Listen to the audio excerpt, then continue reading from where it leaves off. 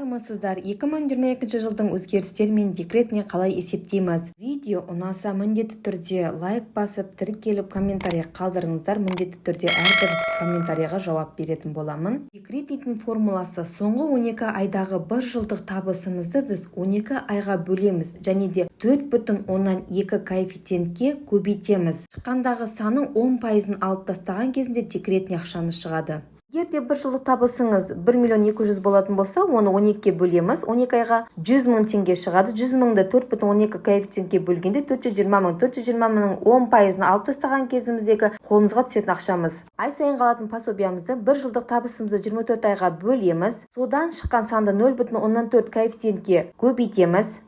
10%-ын алып тастаймыз да ай сайынға ақшамыз шығады.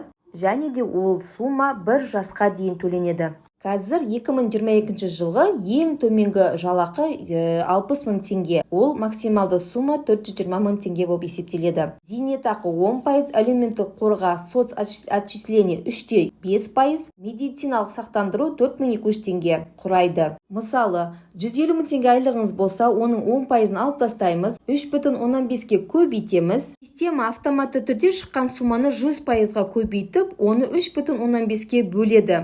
Сол кезде бір реттік декреттік сума шығады. Бірыңғай жинақтаушы төлем СП бойынша декретке қалай шығамыз? 2022 жылы ең төменгі жалақы 60 мың теңге болды. Қала тұрғындары үшін 3063 теңге төлейді. Елді мекен ауылды жерлерде 1532 теңге, яғни 0,15 МРП төленеді. Енді декретні қалай есептейміз? Ең төменгі жалақыны 4,2 коэффициентке біз көбейтеміз, одан 10%-ын алып тастаған кездегі шыққан санын сіздің қолыңызға беріледі. Жасқа дейінгі пособияда ең төменгі жалақымыздың 40%-ын есептеп, сол шыққан сумамыздағы 10%-ын пенсионға алып тастаймыз да, ай сайынғы төлем шығады. Алдағы уақытта басқа да керекті пайдалы ақпараттармен жиі бөлісіп отырамын.